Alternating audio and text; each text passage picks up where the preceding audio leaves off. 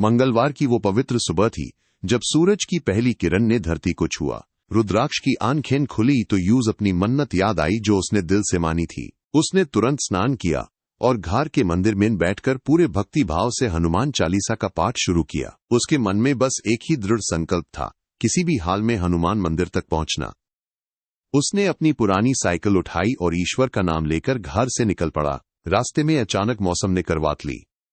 आसमान का नीला रंग गहरे काले बादलों में बदलने लगा और चारों तरफ सन्नाटा छा गया। तेज ठंडी हवाएं चलने लगी जो पेड़ों को झंझोड़ रही थी। रुद्राक्ष ने ऊपर देखा और खुद से दृढ़ निश्चय के साथ बोला, आज बारिश होगी, पर चाहे कुछ भी हो जाए मेन मंदिर जरूर जाऊंगा। वो अपनी साइकिल के पैदल तेजी से मरने लगा। अब वे एक पुराना ब्रिज था जिसके नीचे नदी उफन पर थी।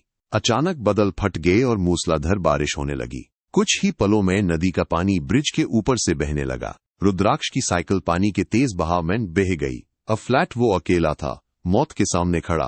उसने ब्रिज के एक पत्थर के पिलर को मजबूती से पकड़ लिया। पानी पहले उसकी कमर तक आया, फिर सीने तक और धीरे धीरे गेल तक पहुंच गया। उसके हाथ ठंड और डर से कांप रहे थे और सांस लेना मुश्किल हो रहा था। रुद्राक्ष ने पूरी ताकत से चीखना शुरू किया, बालाजी महाराज रक्षा करो, प्लीज मुझे बचा लो। बिजली की कदाकत के बीच उसकी आवाज कमजोर पड़ती गई। उसकी पकड़ ढीली हुई और वो पानी के बेहद तेज बहाव में बह गया। लहरों ने उस चारों तरफ से घेर लिया था, पर जब उसने आंखें खोली तो चमत्कार हो चुका था। बारिश रुक गई थी और वो उसी मंदिर के द्वार पर लेटा था जहां उस पहुंचना था।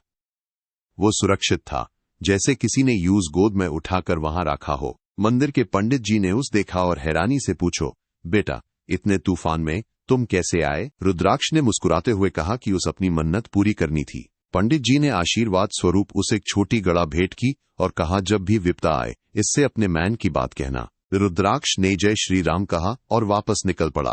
रास्ते में उस अपनी साइकिल भी मिल गई।